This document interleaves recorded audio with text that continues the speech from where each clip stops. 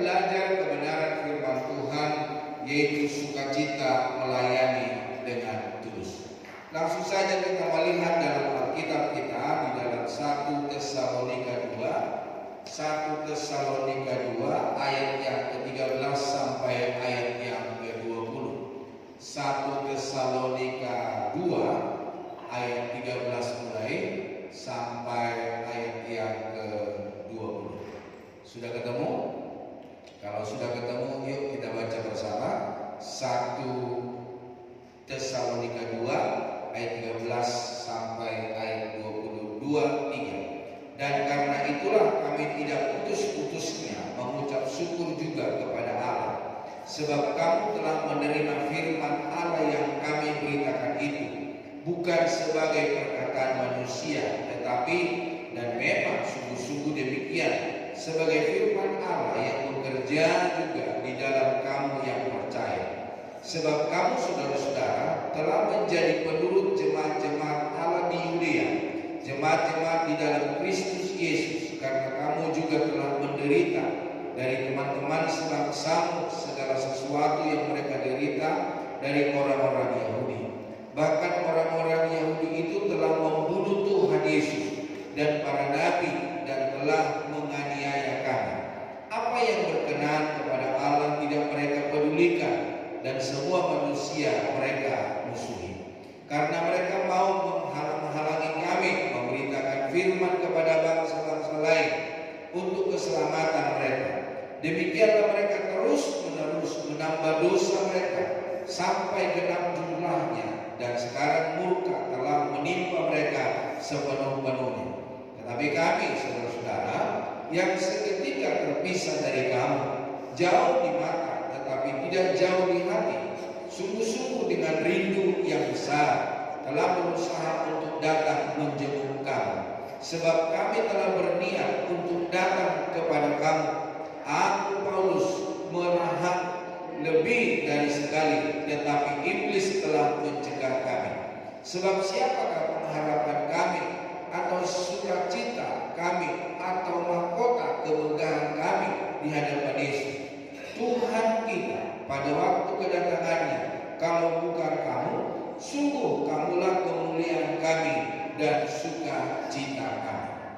Nah, Bapak Ibu saudara kekasih Tuhan, pembacaan kita hari ini di mana Paulus berbicara kepada jemaat di Tesalonika bahwa sukacita daripada Paulus adalah jemaat Tuhan, di mana mereka yang mengikuti kebenaran firman Tuhan, sekalipun ada banyak masalah, sekalipun ada banyak tantangan, sekalipun ada banyak rintangan, sekalipun ada banyak persoalan-persoalan yang dihadapi di dalam pelayanan.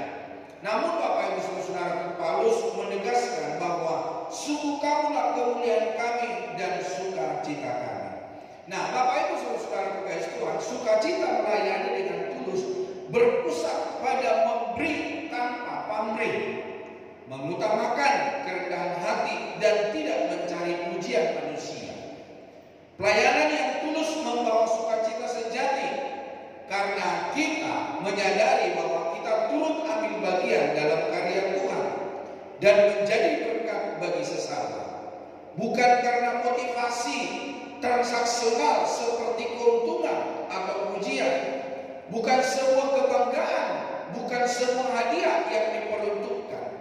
Tetapi Bapak Saudara kekasih Tuhan, Paulus melayani oleh karena kasih dan anugerah Tuhan yang dipercayakan kepada mereka. Nah, inti dari melayani dengan tulus yang pertama, saudara, ikhlas dan tanpa pamrih. Melayani bukan karena terpaksa atau mengharapkan imbalan. Niatnya murni untuk mengasihi dan melayani. Jadi Paulus melayani Tuhan, dia tanpa pamrih, Bapak Saudara. Yang kedua, memiliki kerendahan hati, meneladani Kristus yang merendahkan diri untuk melayani, menganggap orang lain lebih utama, dan pelayanan dilakukan bukan untuk mencari uang dan popularitas. Mereka melayani hanya menyenangkan hati Tuhan. Mereka melayani hanya melanjutkan karya yang Tuhan percayakan. Mereka hanya melanjutkan tongkat estafet kepada jiwa-jiwa Dan Tuhan berbicara kepada kita supaya kita melayani tanpa pamrih, supaya kita memiliki kerendahan hati ketika kita melayani.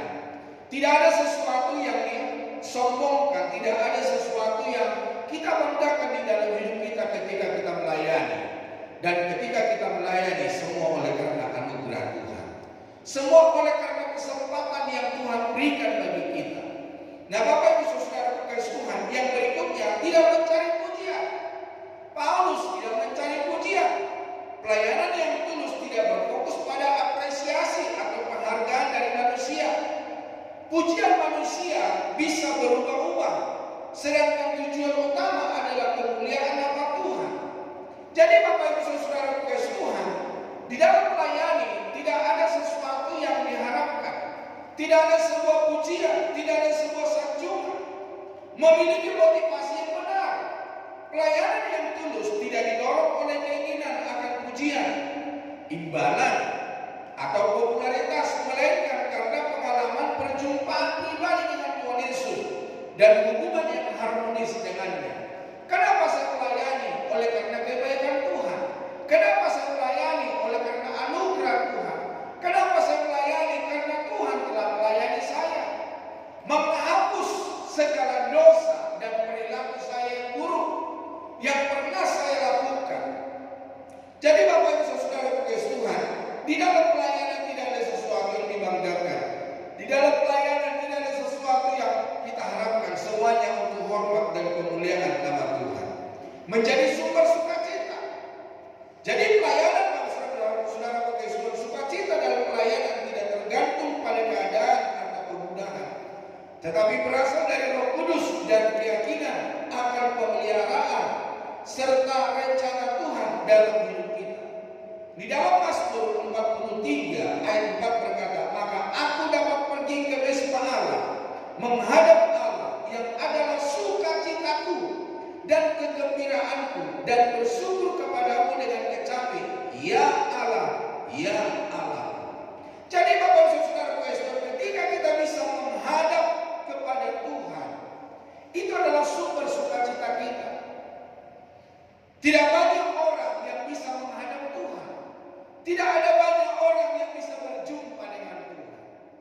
Bapak Ibu Saudara, ada banyak di sosial media yang mereka mencari Tuhan, yang mereka berbicara mereka butuh Tuhan, tetapi dia berkata, saya tidak berjumpa dengan Tuhan.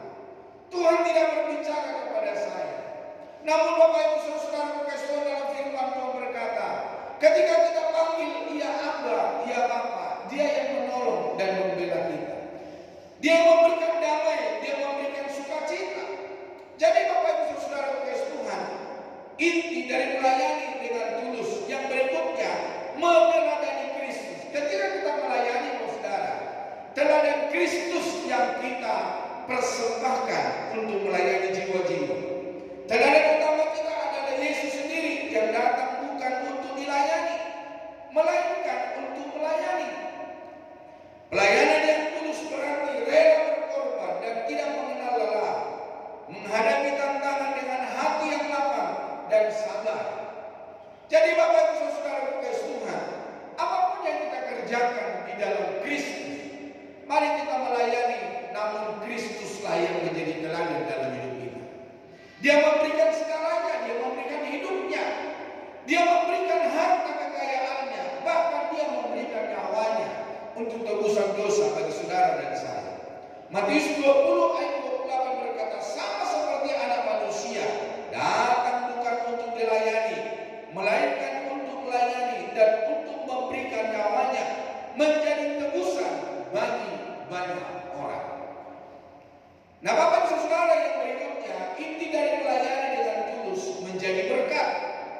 Pelayanan yang disertai kasih dan ketulusan akan menjadi berkat yang nyata bagi orang-orang yang kita layani, mencerminkan kasih Allah kepada mereka. Jadi Bapak Saudara kekasih Tuhan, pelayanan yang kita kerjakan bukan kita memperoleh berkat, tetapi kita menjadi berkat, mengulurkan tangan kita, memberitakan kebenaran firman Tuhan, memberitakan kesembuhan, memberitakan hidup yang kekal, memberitakan pengampunan dosa, bahwa di dalam nama Yesus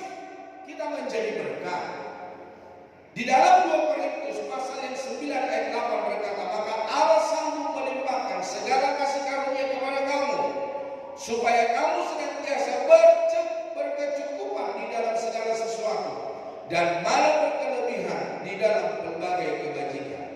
Ini mengingatkan bahwa Tuhan memperlengkapi kita untuk melayani, saudara. Nah, yang berikutnya, inti dari pelayanan dengan tulus, sukacita dari hati yang tulus. Pelayanan yang dilandasi tulus akan menghasilkan sukacita yang berasal dari Tuhan. Sukacita dari Tuhan tidak dipengaruhi oleh keadaan luar. Sukacita dari Tuhan tidak dipengaruhi oleh suasana gereja, pelayanan yang lain, tetapi sukacita kita datangnya daripada Tuhan. Jadi Bapak Ibu Saudara kasih Tuhan, pelayanan yang dilandasi sebuah ketulusan menghasilkan sukacita yang dari Tuhan. Berbeda dengan kesenangan semata. Ada orang-orang melayani, saya banyak orang-orang kenal di kota Jakarta ketika melayani hanya mengumpulkan persembahan kasih. Ketika kemarin ada namanya penyakit apa namanya? Yang kita pakai masker, COVID. Banyak orang saudara yang tidak memiliki gereja, yang hanya pelayanan diundang. Ternyata mereka tidak bisa apa-apa, saudara. Gak bisa diundang ke gereja lain, gak bisa diundang dalam persekutuan lain. Tetapi bersyukurlah kalau kita bisa melayani dengan sebuah ketulusan, saudara. Pelayanan kita bukan karena kita diundang, bukan karena kita dijadwal, tetapi pelayanan kita murni untuk kemuliaan nama Tuhan. Jadi pelayanan bukan mencari keuntungan pribadi. Pelayanan yang tulus berarti tidak memiliki agenda tersembunyi, tidak mengharapkan pujian atau imbalan duniawi, tetapi semuanya untuk hormat dan kemuliaan nama Tuhan. Yang berikutnya, motivasi dari Kristus. Kesediaan untuk melayani dengan tulus harus meneladani Kristus yang merendahkan diri, melayani para muridnya, melayani jiwa-jiwa di mana Yesus ada dan murid-muridnya. Nah, tindakan yang menyertai perkataan integritas. Pelayanan harus konsisten antara perkataan dan perbuatan. Perkataan yang membangun akan sia-sia jika tidak disertai dengan tindakan yang tulus. Ada sebuah tulisan berkata 1000 kata-kata tidak ada dampaknya dibanding 1 perbuatan. Jadi Bapak Ibu Saudara kasih Tuhan, supaya kita melayani dengan Tuhan dengan tulus, melayani kepada Tuhan dengan segala anugerah dan kemurahan dan kebaikan Tuhan. Di dalam Yakobus 1 ayat 26 berkata, Yakobus 1 ayat 26, jikalau ada seorang menganggap dirinya beribadah, tetapi tidak menekan lidahnya, ia menipu dirinya sendiri, maka sia-sialah ibadahnya. Jadi Bapak Ibu Saudara kasih Tuhan, kita harus menjaga hidup kita, kita harus menjaga perkataan kita, kita harus menjaga kesaksian kita, kita harus menjaga kehidupan kita setiap hari yang disebut dengan sebuah integritas. Apa yang kita perkatakan harus sesuai dengan apa yang kita perbuat. Apa yang kita perbuat harus sesuai dengan apa yang kita perkatakan. Jangan seperti banyak orang saudara berkata-kata rohani, berbicara tentang kebenaran firman Tuhan, tetapi di lain kesempatan saudara mereka berkata-kata yang tidak baik, berkata-kata curang, mendiskreditkan orang. Jadi Bapak Ibu Saudara kasih Tuhan, firman Tuhan berkata, barang siapa menganggap dirinya beribadah, tetapi tidak menekan lidahnya, ia menipu dirinya sendiri. Maka firman Tuhan berkata, sia-sialah ibadahnya. Yang berikutnya, ketekunan dan semangat. Pelayanan yang tulus akan membuat seseorang tetap teguh dan tidak goyah meskipun menghadapi kesulitan. Karena jerih payahnya dalam Tuhan tidak akan sia-sia. Jadi pelayanan kita Bapak Saudara kasih Tuhan, keberuntungannya atau mahkotanya adalah daripada Tuhan.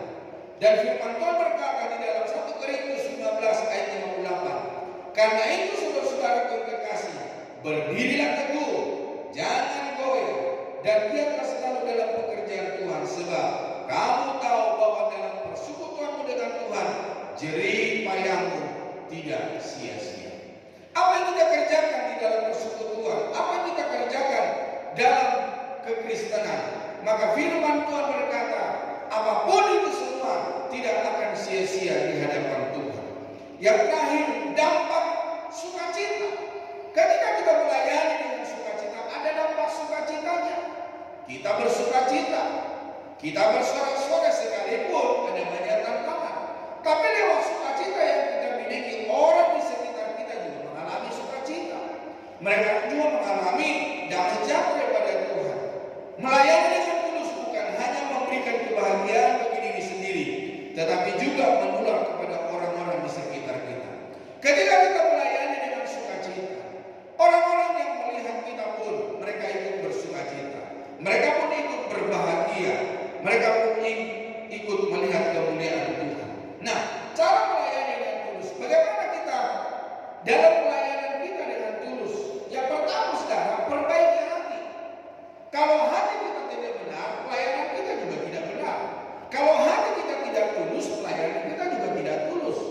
Itulah sebabnya Bapak Ibu Saudara Tuhan, perlu kita memperbaiki hati, melayani dengan kerendahan hati dan kesungguhan, bukan hanya di depan publik, bukan hanya ketika kamera nyala, tapi pelayanan kita mau di kota, mau di desa, mau di pelosok, dimanapun kita berada, supaya kita memperbaiki diri kita, melayani sungguh-sungguh untuk Tuhan. Sertai dengan keteladanan. Mari pelayanan kita sertai dengan keteladanan. Jangan hanya kita berbicara yang baik-baik saja, jangan kita hanya berbicara kebenaran, jangan hanya kita mengarahkan orang, namun hidup kita tidak menjadi teladan. Tunjukkan kasih dan integritas dalam setiap aspek hidup sebagai teladan bagi sesama. Jangan hanya berbicara sebuah kebaikan, jangan hanya berbicara tentang kekekalan, pengampunan dosa. Namun Bapak Ibu Saudara Tuhan, kita tidak menjadi teladan. Jangan kita seperti orang-orang atau kondektur kernet di tepi jalan. Mereka berkata, Samarinda, Samarinda. Namun Bapak Ibu Saudara Tuhan, mereka tidak sampai di Samarinda. Mereka hanya berkata Samarinda, tetapi mereka tidak pernah kita temui di Samarinda. Tapi hari ini pada kita orang-orang berbicara seperti Paulus berkata, berdoalah kepada kami, supaya kami yang memberitakan firman Tuhan, kami pun memperoleh keselamatan. Biarlah hari ini saudara, saudara kita yang ada di tempat ini, kita pun memperoleh keselamatan. Jangan sia-sia yang kita kerjakan, saudara.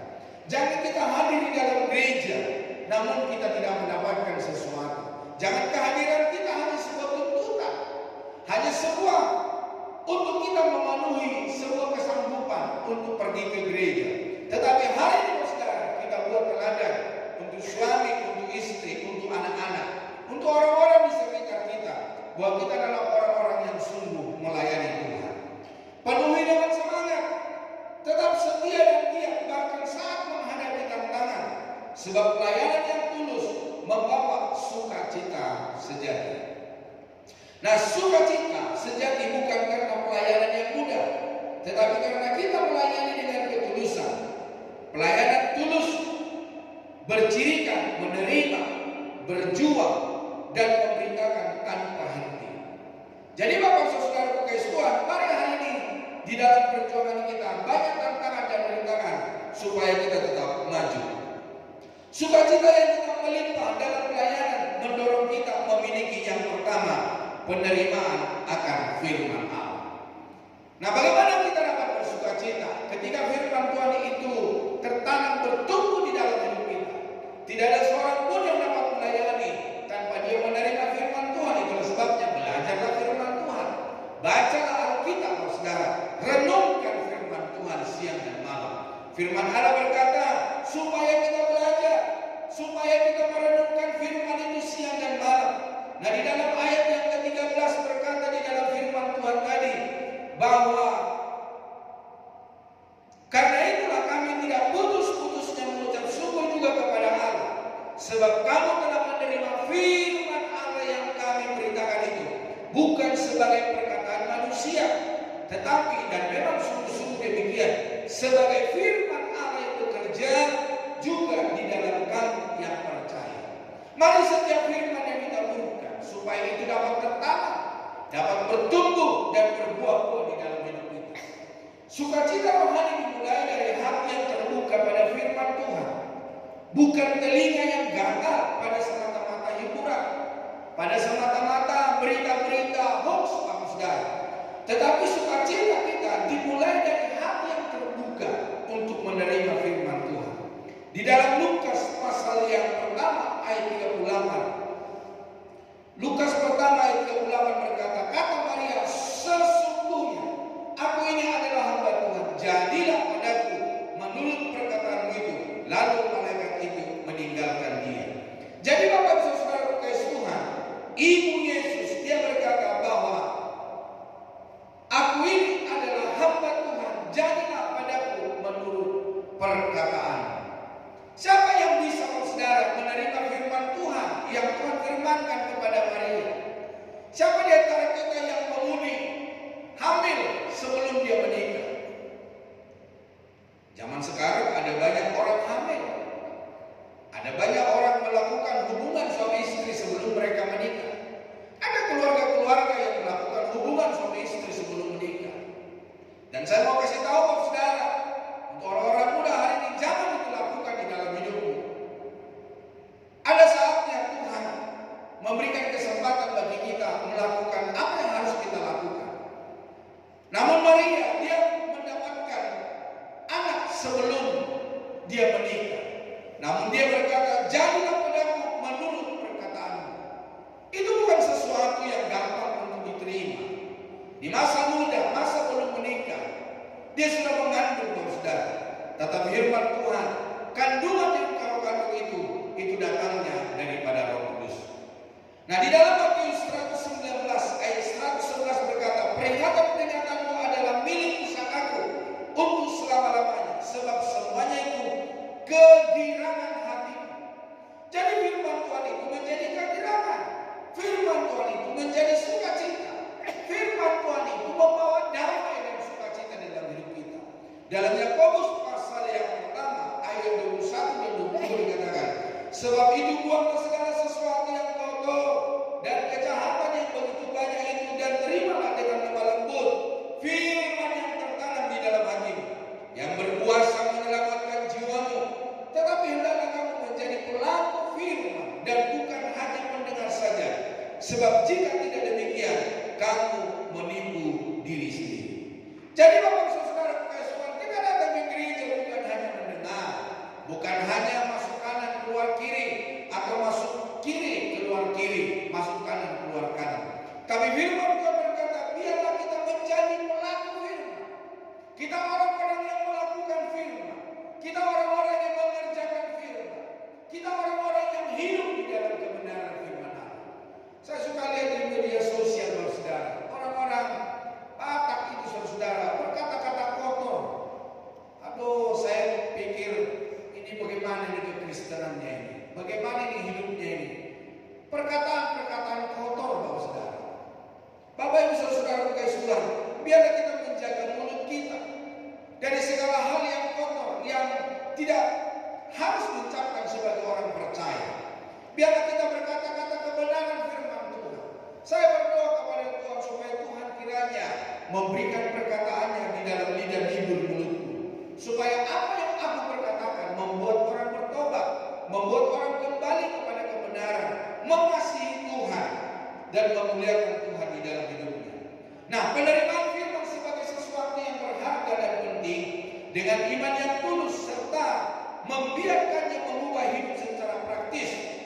Berarti tidak hanya mendengar, tetapi juga mempercayai dan melakukan apa yang diajarkan, meskipun dalam kesulitan, untuk mengalami pertumbuhan rohani dan membawa kemuliaan bagi Allah.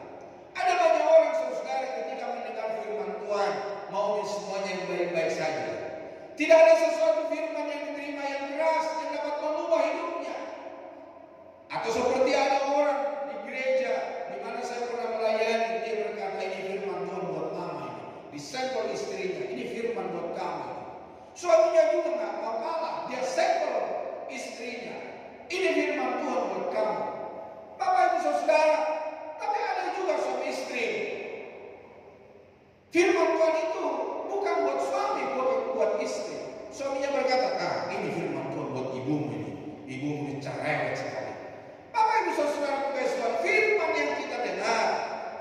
Saudara berkata firman Tuhan itu seperti pedang bermata dua, menusuk orang yang mendengar dan menusuk orang yang memberitakan. Jadi apa artinya? Orang yang mendengar yang diberkati, orang yang berbicara diberkati. Semua kita yang menerima firman Tuhan diberkati oleh Tuhan. Akhirnya kita bertumbuh, akhirnya kita memuliakan Tuhan, akhirnya kita meninggikan Tuhan. Jadi Bapak Saudara kekasih Tuhan, menerima sebagai firman yang berharga dan berkuasa di dalam hidup kita. Nah, menerima firman yang berharga dan berkuasa lebih berharga dari harta. Firman Allah lebih berharga dari emas dan lebih manis dari madu. Di dalam Mazmur 19 ayat 11. Dan harus diterima melebihi harta benda dan kehidupan itu sendiri. Tetapi ada banyak orang saudara mau menerima uang, mau menerima emas, mau menerima harta. Sedangkan kalau dibandingkan dengan firman, mereka tidak menerima firman. Coba Bapak Saudara, kalau Alkitab Bapak Saudara tinggal di gereja, minggu depan masih ada. Saya di gereja itu Bapak Saudara, saya ada kumpulkan Alkitab sampai 20 Alkitab. Saya berkata kepada pengurus gereja, ini siapa yang punya Alkitab ya? Ketinggalan itu pun gak dicari Bapak Saudara. Tapi coba, ada uang di dalam, atau handphone ketinggalan, dia pasti cari kembali. Adakah handphonemu ketinggalan? Adakah Alkitabmu ketinggalan? Kenapa? Ada cek di dalam. Jadi mencari Alkitab bukan karena rindu akan firman Allah. Mau ketinggalan, mau hilang, nanti beli lagi masih ada duit. Bapak Ibu Saudara kekasih Tuhan, marilah hari ini firman Tuhan itu lebih berharga daripada emas. Mazmur 19 ayat 11 berkata, lebih indah daripada emas, bahkan daripada banyak emas tua, dan lebih manis daripada madu, bahkan daripada madu tetesan dari sarang. Kenapa dibilang firman Tuhan lebih indah daripada emas? Kenapa dibilang firman Tuhan lebih manis dari madu? Karena firman Tuhan itu membawa kita kepada pengampunan dosa. Firman Tuhan itu membawa kita kepada keselamatan. Firman Tuhan itu membawa kita kepada kedamaian. Mungkin Bapak Ibu Saudara berenteng emas di tanganmu, berenteng emas di lehermu, berenteng emas di telingamu, sampai jari-jarimu pun banyak cincin. Ketika menunjuk sebuah buah atau sayur di pasar, Bapak Ibu berkata, itu berapa itu harganya? Kenapa sampai tangannya diulurkan? Karena banyak emasnya, saudara. Bukan seperti itu, saudara kekasih Tuhan. Firman Tuhan berkata bahwa firman itu lebih indah dari emas. Emas itu hanya ketika kita hidup. Saya pernah berkata, siapa di antara kita yang bisa bawa emas? Mungkin orang-orang dulu ya, orang-orang Chinese dulu, emasnya pun dikuburkan. Tapi zaman sekarang, siapa yang bisa bawa emas? Seperti Raja Alexander berkata, nanti kalau saya mati, tolong dikeluarkan tangan kiri saya, tangan kanan saya. Si dokter berkata, kenapa dikeluarkan tangannya? Pembuat lazim. Yang kedua berkata, nanti kalau saya dikubur, tolong hampurkan uang saya. Karena dia berkata tidak bisa membawa apa-apa. Adakah di antara bapak saudara atau sahabat kita atau orang tua kita ketika itu meninggal, dia mereka bawa emasnya? Jangankan emasnya, jam tangannya pun kita tidak rela untuk mereka bawa, saudara. Jadi Bapak Ibu Saudara kekasih Tuhan, firman Tuhan itu lebih indah, lebih berharga daripada emas murni. Bapak Ibu Saudara kekasih Tuhan, berakar dan bertahan. Firman yang ditanam di dalam hati tidak akan pergi, melainkan bekerja dan tinggal di dalam orang percaya. Di dalam 1 Tesalonika 2:13. Dan karena itulah kami tidak putus-putusnya mengucap syukur juga kepada Allah, sebab kamu telah menerima firman Allah yang kami beritakan itu, bukan sebagai perkataan manusia, tetapi dan memang sungguh-sungguh demikian, sebagai firman Allah yang bekerja juga di dalam kamu yang percaya. Jadi firman itu bekerja di dalam hidup kita. Buat apa Tuhan mengizinkan firman Tuhan itu bekerja, mengubahkan hidup kita? Kalau tadinya kita berbicara sembrono dan firman itu tertanam bertumbuh dalam hidup kita. Ketika firman Tuhan bekerja, Tuhan mengingatkan dan kita tidak berkata yang tidak sia-sia.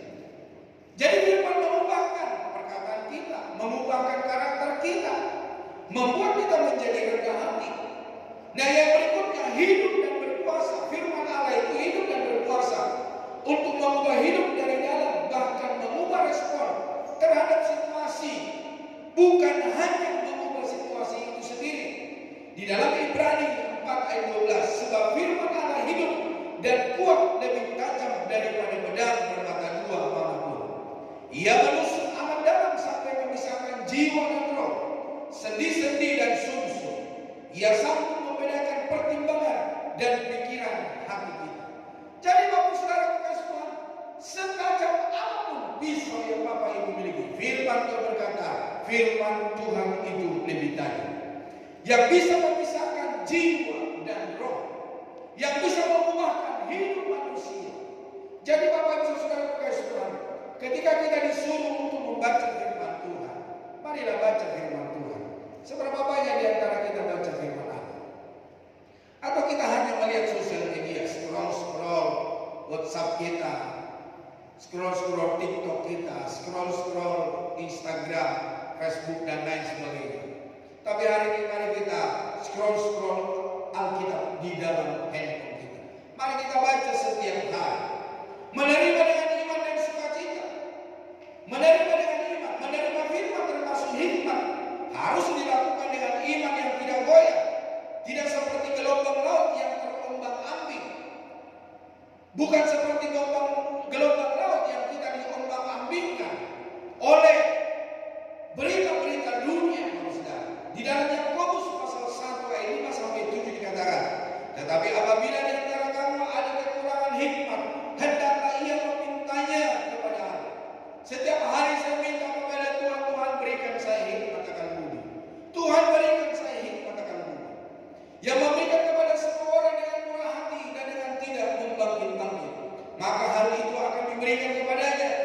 Hendaklah ia memintanya dalam iman dan sama sekali jangan bimbang, sebab orang yang bimbang sama dengan gelombang laut yang diombang-ambingkan kian kemari oleh angin. Orang yang demikian janganlah mengira bahwa ia akan menerima sesuatu dari Tuhan. Jadi Bapak Ibu Saudara kasih Tuhan, mari hari ini tegakkan iman kita kepada Kristus. Jangan terombang-ambing oleh keadaan. Ketika Tuhan belum menjawab, kita berkata, Tuhan masih adakah? Adakah Tuhan mendengarkan doa saya? Apakah Tuhan yang sanggup menolong saya? Atau jangan seperti orang-orang yang ada di sosial media, mereka mencobai Tuhan. Mereka berkata, kalau kau Tuhan berbicara kepada aku hari ini. Bapak Ibu Saudara kasih Tuhan, Tuhan sayang kepada orang yang mengasihi Dia. Menerima dengan iman dan sukacita. Dengan sukacita, penerimaan firman seharusnya bukan hanya karena takut, tetapi juga mendatangkan sukacita. Saya tidak tahu saudara, seberapa banyak kita yang hadir di gereja ketika firman Allah ditaburkan, apakah Bapak Ibu menerimanya dengan sukacita? Atau Bapak Ibu bersungut-sungut? Atau Bapak Ibu berkata, ini kenapa ini pendeta menghukum saya dari awal sampai akhir? Hari ini Bapak Saudara kasih Tuhan, saya tidak tahu masalah persoalan dalam hidupmu, tapi yang saya tahu, saya memberitakan kebenaran firman Tuhan. Saya memberitakan sukacita di dalam Yesus Kristus.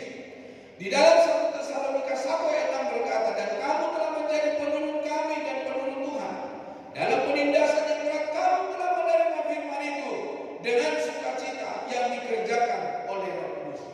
Jadi Bapak Ibu Saudara kasih Tuhan, orang-orang di Tesalonika mereka menerima firman Tuhan saat mereka dalam penindasan, dan itu yang membuat mereka bersukacita. Itu yang membuat mereka berbahagia karena ada penghiburan, ada kekuatan, ada pegangan di dalam hidup mereka. Mempercayai janji Tuhan, percaya bahwa janji Tuhan berlaku bahkan saat menghadapi tantangan. Misalnya janji bahwa tidak ada yang mustahil bagi orang percaya. Di dalam Markus 9 ayat 23, jawab Yesus, katamu jika engkau dapat, tidak ada yang mustahil bagi orang percaya. Jadi Bapak Saudara, ketika kita percaya akan firman Tuhan, ketika kita beriman akan kebenaran firman Tuhan, janjinya itu akan digenapi di dalam hidup kita. Tetapi kenapa banyak orang saudara ke gereja tiap minggu, beribadah tiap minggu, tapi tidak menerima sesuatu? Ya karena mereka saudara tidak percaya. Keberadaan mereka di gereja hanya sebuah tuntutan. Tetapi hari ini marilah kita orang-orang yang menghidupi. Kita biarkan firman Tuhan dapat bertumbuh, dapat berbuah di dalam hidup kita. Bapak Ibu Saudara, yang berikutnya menerima firman Allah secara utuh. Dengarkan dengan hati yang lembut dan iman yang teguh. Orang-orang yang menerima firman Tuhan tidak bisa dengan kekerasan hati. Orang-orang yang menerima firman Tuhan tidak akan diberkati kalau mereka menolak firman Allah. Tetapi Bapak Saudara kekasih Tuhan, dengarkan dengan hati yang lembut dan iman yang teguh. Terima firman bukan sebagai perkataan manusia, tetapi sebagai firman Tuhan yang hidup dan berkuasa, yang mengubahkan, yang memberkati dan memberikan kita sukacita. Di dalam Yakobus 1:5-7, minta hikmat dengan iman. Jangan bimbang, karena orang bimbang tak akan menerima apapun dari Tuhan. Bapak Ibu Saudara, yang berikutnya yang keempat, lakukan dan terapkan. Bukan hanya mendengar. Firman Tuhan berkata, berbahagialah orang yang mendengar firman Tuhan dan yang melakukan. Jadi Bapak Saudara yang berbahagia bukan hanya orang yang datang mendengar, tapi melakukan. Jangan hanya mendengar, tetapi lakukan agar tidak menipu diri sendiri. Yakobus 1:2 berkata, tapi hendaklah kamu menjadi pelaku firman dan bukan hanya mendengar saja, sebab jika tidak demikian kamu menipu diri sendiri. Biarlah hari ini kita semua adalah orang-orang yang jujur, orang-orang yang mendengar firman, orang-orang yang melakukan firman. Jangan sampai firman Tuhan berkata bahwa kita adalah penipu-penipu ulung di dalam Kristus. Biarkan firman meresap dalam setiap keputusan dan cara hidup Anda sehingga terjadi transformasi yang nyata. Terjadi atas sebuah perubahan, terjadi sesuatu untuk kita menjadi berkat bagi orang lain. Bapak Ibu Saudara kekasih Tuhan, biarlah kiranya firman Tuhan bertumbuh, berbuah di dalam hidup kita. Yang kelima, berakar kuat dan tidak mudah goyah. Hindari semangat di awal yang mudah pudar saat tantangan datang. Ada orang Bapak Saudara kekasih Tuhan bersuka cita karena firman Tuhan itu sesuai dengan keberadaannya. Tetapi bagaimana kalau firman Tuhan itu tidak sesuai dengan keadaan kita? Adakah kita tetap bersuka cita? Firman Tuhan berkata, terimalah firman Tuhan itu dengan iman dan hati yang lembut. Firman yang diam dalam diri akan mengalahkan yang jahat dan membuat kita kuat. Jadi Bapak Ibu Saudara kekasih Tuhan, bagaimana supaya kita kuat? Hanya firman Tuhan. Itu menjadi kekuatan kita, itu yang menjadi penghiburan kita. Di dalam 1 Yohanes 2:14 berkata, aku menulis kepadamu, hai anak-anak, karena kamu mengenal Bapa. Aku menulis kepada kamu, hai bapak-bapak, karena kamu mengenal Dia yang ada dari mulanya. Aku menulis kepada kamu, hai orang-orang muda, karena kamu kuat dan firman Allah diam di dalam kamu, dan kamu telah mengalahkan yang jahat. Jangan kita menjadi orang jahat karena kita tidak memiliki firman Tuhan. Biarlah kita adalah orang-orang yang mengalahkan kejahatan oleh karena ada firman di dalam hidup kita. Biarlah kita orang-orang yang menang di dalam segala perkara, yang memuliakan Tuhan dari perkataan dan perbuatan dan tingkah laku kita. Yang keenam, jadikan dasar hidup dan pelayanan. Terima firman sebagai panggilan untuk menjadi saksi Kristus dimanapun Anda berada. Lewat firman yang kita terima, kita menjadi saksi. Kita menjadi berkat untuk orang lain. Hidup dalam firman akan mendatangkan berkat dan sukses seperti pohon yang ditanam di tepi air. Firman Tuhan akan memberkati kita. Firman Tuhan akan memelihara kita. Firman Tuhan akan melindungi kita. Firman Tuhan akan memberikan damai sejahtera bagi kita. Di dalam Yeremia 17 ayat yang ke-7 dan ayat yang ke-8, diberkatilah orang yang mengandalkan Tuhan, yang menaruh harapannya pada Tuhan. Ia akan seperti pohon yang ditanam di tepi air, yang merambatkan akar-akarnya ke tepi batang air, dan yang tidak mengalami datangnya panas terik, yang daunnya tetap hijau, yang tidak khawatir dalam tahun kering, dan yang tidak berhenti menghasilkan buahnya. Jadi Bapak Ibu Saudara, orang-orang yang memiliki firman Tuhan tidak takut dengan apapun. dengan cuaca yang ada di dunia ini. Mau kering, mau hujan, tetap bersuka cita. Karena kita bukan hidup karena cuaca. Kita bukan hidup karena hujan. Kita bukan hidup karena kemarau. Tetapi kita hidup oleh karena kebenaran firman Tuhan. Bapak Ibu Saudara, hati yang menanggung firman akan menumpahkan sukacita. Hati yang menanggung keluhan menjauhkan dari kebenaran. Jadikan firman Tuhan bukan hanya bahan renungan, tetapi napas kehidupan sehari-hari. Jadikan firman Tuhan menjadi makanan kita, yang menguatkan kita, yang menghibur kita, yang membawa kita kepada kemenangan. Yang berikutnya, perjuangan tak mudah goyah. Di dalam ayat yang ke-14, di dalam Tesalonika tadi ayat 14 dikatakan, sebab kamu saudara-saudara telah menjadi penurut jemaat-jemaat Allah di Yudea, jemaat-jemaat di dalam Kristus Yesus, karena kamu juga telah menderita dari teman-teman sebangsamu segala sesuatu yang mereka derita dari orang-orang Yahudi. Nah, pelayanan sejati tak menuntut kenyamanan, tetapi memiliki keteguhan dalam penderitaan. Jadi Bapak Saudara, kalau Bapak Ibu melayani Tuhan, kalau di dalamnya tidak ada kenyamanan, bukan karena Bapak Ibu salah, saudara, tapi memang itulah tanggungan saudara dan saya sebagai orang percaya. Pelayanan kita akan mengalami banyak penderitaan, apalagi kalau Tuhan datang kembali. Nah, di dalam Ibrani 10 ayat 32 mulai dikatakan, ingatlah akan masa yang lalu, sesudah kamu menerima terang, kamu banyak menderita oleh karena kamu bertahan dalam perjuangan yang berat. Orang yang percaya kepada Yesus pasti banyak mengalami penderitaan. Orang mengikut Tuhan pasti banyak mengalami perjuangan hidup. Orang yang mengikut Tuhan bukan hidup yang nyaman, saudara, tetapi ada banyak masalah, saudara. Baik waktu kamu dijadikan tontonan oleh cercaan dan penderitaan. Kita menjadi tontonan oleh karena cercaan dan penderitaan. Maupun waktu kamu mengambil bagian dalam penderitaan mereka yang diperlukan sedemikian. Memang kamu telah turut mengambil bagian dalam penderitaan orang-orang hukuman.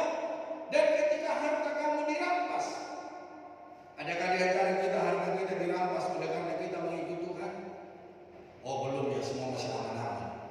Kamu menerima hal itu dengan sukacita, sebab kamu tahu bahwa kamu memiliki harta yang lebih baik dan lebih menetap sifatnya. Sebab itu janganlah kamu melepaskan kepercayaanmu, karena besar upahmu yang menantinya. Sebab kamu memerlukan ketekunan, supaya sesudah kamu melakukan kehendak Allah, kamu memperoleh apa yang dijanjikan itu. Biarlah kita tekun, biarlah kita tetap setia, biarlah tetap kita menjadi pelaku-pelaku kebenaran firman Tuhan. Penderitaan boleh ada, masalah boleh ada, tetapi Tuhan yang memberikan penghiburan bagi kita.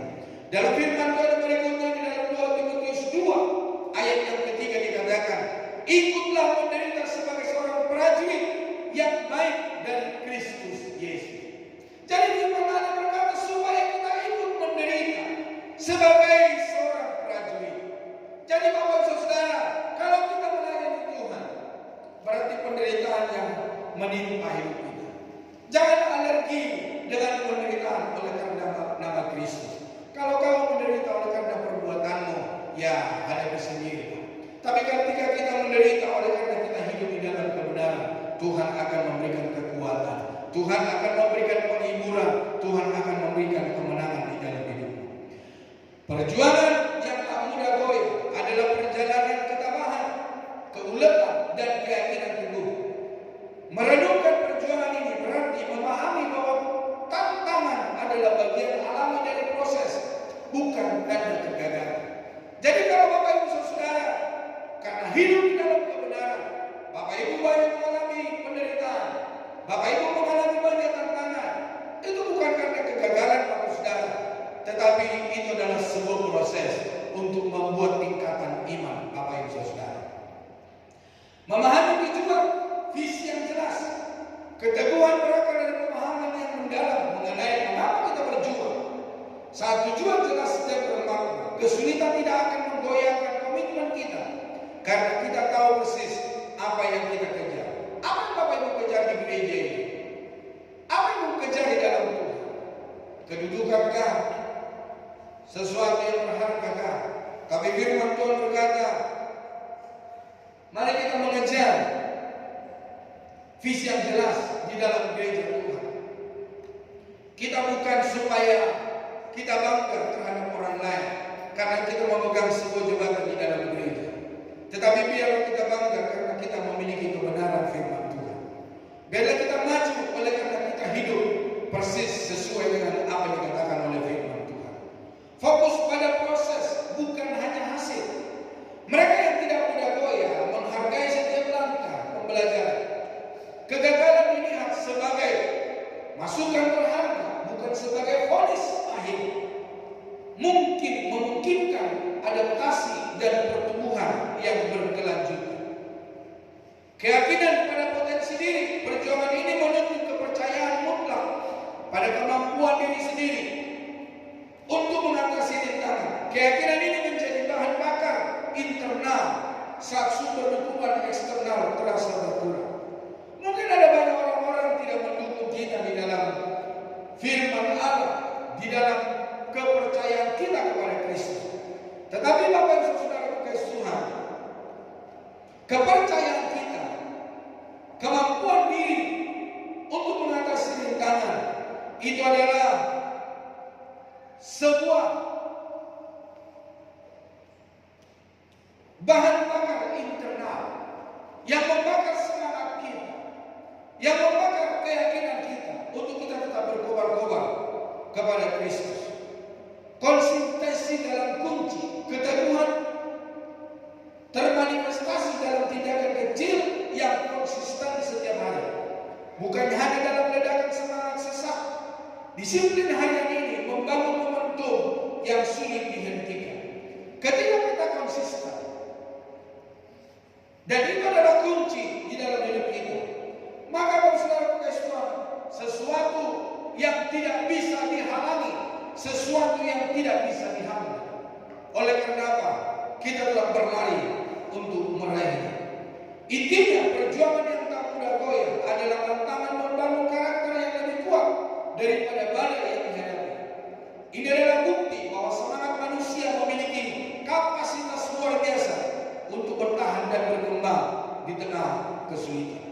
Sukacita sejati terjadi bukan karena absennya penderitaan, tetapi keyakinan kepada Allah yang hadir memberi penyertaan. Ketika tidak ada masalah persoalan dalam hidup, jangan senang saudara, tetapi berbahagialah Bapak Ibu Saudara yang ada di dalam penderitaan, karena Tuhan akan membangun imanmu.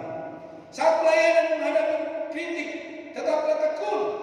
Sukacita sejati diuji di jalan penderitaan. Yang terakhir, yang ketiga, pemberitaan tak kenal menyerah.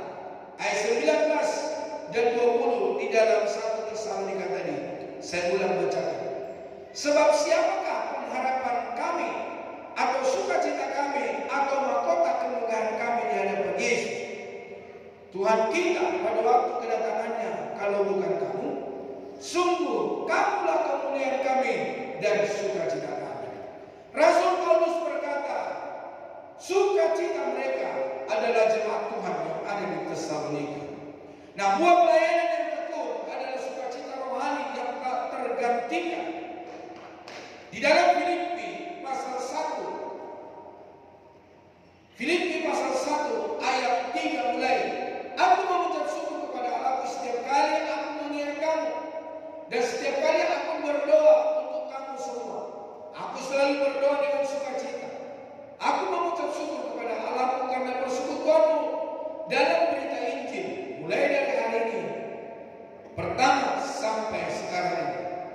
Di dalam Daniel 12 ayat yang ketiga dikatakan, dan orang-orang bijaksana akan bercahaya seperti cahaya cakrawala, dan yang telah menuntun banyak orang kepada kebenaran seperti bintang-bintang, tetap untuk selama-lamanya. Pemberitaan yang tak kenal menyerah, berakar kuat pada ajaran Alkitab. Firman Tuhanlah yang membuat kita tetap tegar di dalam segala pemberitaan kebenaran firman Tuhan.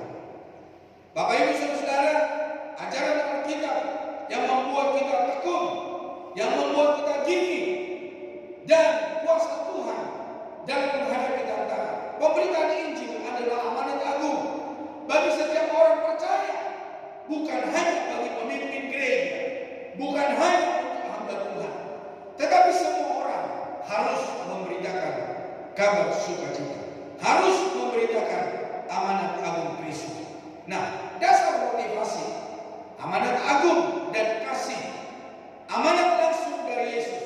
Apa yang kita kerjakan, apa yang kita beritakan, itu semua amanat dari Tuhan. Perintah untuk pergi ke seluruh dunia dan memberitakan Injil kepada segala makhluk adalah perintah langsung dari Tuhan Yesus Kristus setelah kebangkitannya. Di dalam Markus 16 ayat 12, ini adalah tugas kehormatan dan hak istimewa kita. Lalu Ia berkata kepada mereka, pergilah ke seluruh dunia, beritakan Injil kepada segala makhluk. Kepada siapa? Dan siapa yang memberitakan Injil? Semua orang percaya. Tidak terbatas kepada hamba Tuhan, tidak terbatas kepada pekerja gereja, tetapi semua orang yang ada di dalam gereja, semua orang yang percaya, semua orang yang menerima Yesus Kristus menjadi Tuhan yang juru selamat, harus memberitakan firman Tuhan. Bapak Ibu Saudara, yang berikutnya, poin yang kedua, dari dasar dan motivasi amanah agung dan kasih. Kasih yang mendorong kita memberitakan Tuhan. Motivasi utama kita bukanlah paksaan, melainkan kasih Allah yang telah kita alami. Kita ingin orang lain juga mengalami keselamatan yang sama. Kita juga ingin supaya orang tua kita, mama kita, papa kita, mertua kita, ipar kita, seluruh orang yang di sekitar kita, teman-teman kerja kita, supaya mereka juga mendengar firman Allah. Beritakanlah Injil, beritakanlah firman Tuhan. Tuhan menyertai-mu, Tuhan memberkati-mu, Bapak Saudara. Nah, Bapak Ibu Saudara kasih Tuhan, dasar motivasi dari amanat agung dan kasih, kita adalah duta Kristus. Kita adalah duta-duta Kristus, dan Allah sendiri menasihati dunia melalui kita. Di dalam 2 Korintus 5 ayat 20, kesadaran akan peran ini memberikan dorongan untuk tidak mudah menyerah.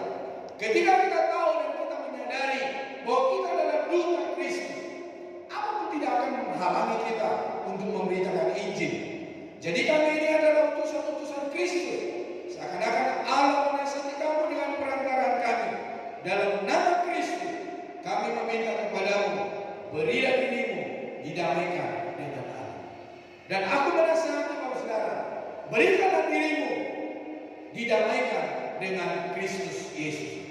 Nah, Bapak Ibu Saudara kasih Tuhan, dasar motivasi dari kasih dan ketaatan, pemberitaan Injil yang tak kenal lelah, bukanlah didorong oleh kemampuan atau kekuatan sendiri, melainkan oleh kasih Kristus yang menggerakkan dan ketaatan kepada perintahnya.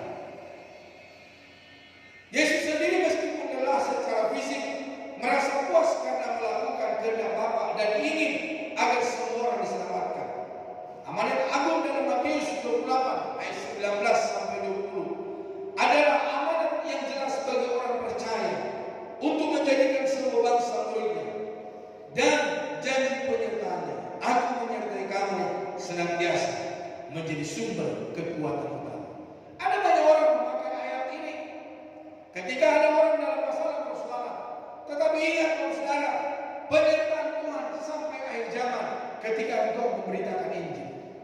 Bukan ketika engkau bekerja, Tuhan menyertai sampai akhir zaman. Tapi firman Tuhan berkata, ketika kita memberitakan firman Tuhan, Dia yang menyertai kita sampai kesudahan alam. Penolakan dan kesulitan, tantangan dan kenyataan lapangan, pemberitaan Injil tidak selalu mudah. Ada kalanya kita menghadapi penolakan, ada kalanya kita kelelahan, dan ada kalanya kita menghadapi rintangan, seperti yang dialami oleh Rasul Paulus. Rasul Paulus dilemparkan ke laut. Rasul Paulus mengalami karamnya kapal. Rasul Paulus ditolak. Tapi Bapak Saudara, apakah dia berhenti? Karena dia tidak telah mengalami pengalaman dengan Kristus, maka segala sesuatu dihadapinya. Mungkin juga kita akan mengalami kelelahan rohani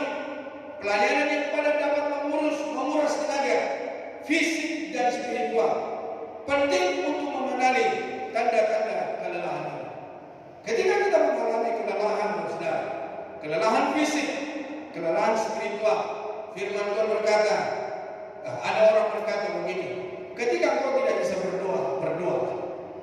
Jadi Bapak Ibu Saudara kasih Tuhan, dalam kelelahan kita, ketika kita tetap menghadap Tuhan, Tuhan akan menolong dan membela kita. Para pemusik boleh maju ke depan. Yang berikutnya menghadapi tantangan dan kegagalan, sikap pandang menyerah. Sikap pandang menyerah berarti menyadari bahwa hidup dan pelayanan tidak lepas dari rintangan, dari penolakan, dari kegagalan. Rasul Paulus adalah teladan nyata dalam hal ini. Ia menghadapi berbagai kesulitan, namun dia tidak pernah menyerah. Tidak menyerah memberitakan Injil. Bahkan ketika jemaatnya dilayaninya sulit diatur, keteguhan hati, teguh pada keyakinan dan menolak menyerah pada kesulitan sangat diperlukan di dalam diri kita sebagai orang percaya. Yang kelima, kuasa Allah yang bekerja. Filipi 4 ayat 13 berkata, mengingatkan kita, aku dapat melakukan segala sesuatu melalui Dia yang memberi aku kekuatan. Jadi Tuhan yang memberikan kekuatan. Roh Kudus, firman Tuhan yang memberikan penghiburan bagi kita. Ketika kita merasa lemah atau lelah dalam memberitakan firman, kita bersandar kepada kekuatan Allah, bukan kekuatan kita sendiri. Injil adalah kekuatan Allah yang menyelamatkan setiap orang yang percaya, dan kita hanya alat atau sarana yang dipakai. Yang keenam, waktu pemberitaan yang tepat dan tidak tepat. Berita kita menekankan untuk memberitakan firman, baik waktu tidak baik waktunya, dengan segala kesabaran dan pengajaran. Ada waktunya ketika kita memberitakan Injil, ada orang yang menerimanya. Tapi ada waktunya ketika kita memberitakan Injil, orang menolaknya. Di dalam 2 Timotius 4 ayat 2, ini berarti kesaksian kita harus terus berlangsung dalam setiap kondisi kehidupan, tidak hanya menunggu momen yang sempurna atau menunggu sesuatu hal yang mudah. Di dalam 1 Timotius 4 ayat 2 berkata, beritakanlah firman, siap sedialah baik atau tidak baik waktunya. Nyatakanlah apa yang salah, tegurlah dan nasihati dengan segala kesabaran dan pengajaran. Yang ketujuh, saudara, pemberitaan melalui kehidupan sehari-hari. Memberitakan Injil tidak selalu berarti berkhotbah di mimbar. Itu juga berarti lewat hidup kita yang bersyukur atas kasih karunia dan berkat Allah, sehingga kehidupan kita menjadi kesaksian yang hidup bagi orang lain. Sikap hidup konsisten dan penuh kasih adalah cara ampuh untuk membagikan Injil sebagai gaya hidup. Saya seringkali berkata kepada orang-orang muda atau di saat saya berkhotbah, Bapak Ibu Saudara, ketika saya berkhotbah, mimbar saya adalah mimbar kaca ini. Bahan khotbah saya adalah firman Tuhan, dan hasil khotbah saya ada hasil dari khotbah mengubah, memberkati, membuat orang bersukacita. Bapak Ibu Saudara yang ada di marketplace, mimbar Bapak Ibu Saudara adalah meja Bapak Ibu Saudara. Khotbah yang Bapak Ibu khotbahkan adalah lewat pekerjaan. Ketika Bapak Ibu mengerjakan pekerjaan Bapak Ibu dengan waktu yang tepat, dengan waktu yang diminta, ketika Bapak Ibu mengerjakannya dan Bapak Ibu memberitakan hasil, maka itulah hasil khotbah Bapak Saudara di dalam kantor. Jadi ketika kita di gereja, ketika kita di kantor, dimanapun kita berada, semua kita orang berkhotbah. Ibu-ibu di dalam rumah tangga berkhotbah. Apa mimbarnya? Ya mungkin mimbarnya adalah kompornya. Khotbahnya apa? Memasak sayur, memasak nasi, memasak ikan. Hasil dari khotbahnya adalah hasil dari masakannya dan dinikmati oleh suami, oleh anak-anak. Jadi Bapak Ibu Saudara kasih Tuhan, kita mengerjakan segala sesuatu untuk mendatangkan kemuliaan nama Tuhan. Kekuatan untuk terus maju, sumber kekuatan dari Tuhan. Ketika kita merasa lelah dan tiada berdaya, Tuhanlah sumber kekuatan kita. Di dalam Yesaya 40 ayat 9-31, berhenti sejenak untuk berserah kepadanya, justru akan memulihkan semangat kita.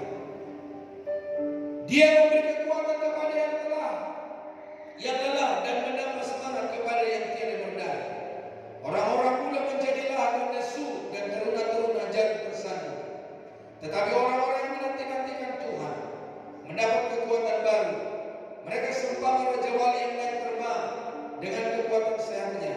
Mereka berlari dan tidak menjadi lesu. Mereka berjalan dan tidak menjadi lelah. Oleh karena ada Tuhan yang memberikan kekuatan. Yang kesembilan, kekuatan untuk terus maju. Dalam Filipi 4:13, aku dapat melakukan segala sesuatu melalui Dia yang memberikan kekuatan kepadaku. Ayat ini bukan tentang kemampuan pribadi yang tak terbatas, melainkan jaminan bahwa kita mampu melakukan apapun yang Tuhan panggil untuk kita lakukan melalui kekuatan-Nya. Nah, perlu ada sebuah keteguhan hati. Inti dari tidak menyerah adalah memiliki keteguhan hati, menolak untuk menyerah kepada kesulitan, dan terus maju melewati rintangan. Dan yang ke-10, sikap praktis, optimisme dan percaya diri. Sikap pantang menyerah didukung oleh optimisme dan keberanian dalam menghadapi tantangan, dan keyakinan bahwa Allah bekerja melalui kita. Dan selanjutnya, supaya kita dapat mengevaluasi diri. Kelelahan mungkin bertanda kita perlu menguji kembali alasan kita melayani dan memperbaharui hasrat kita kepada Tuhan. Yang ke-11, gaya hidup. Menjadi penginjil itu adalah gaya hidup kita. Memberitakan Injil adalah gaya hidup kita. Memberitakan Injil bukan hanya waktu yang baik, tetapi dimanapun kita berada,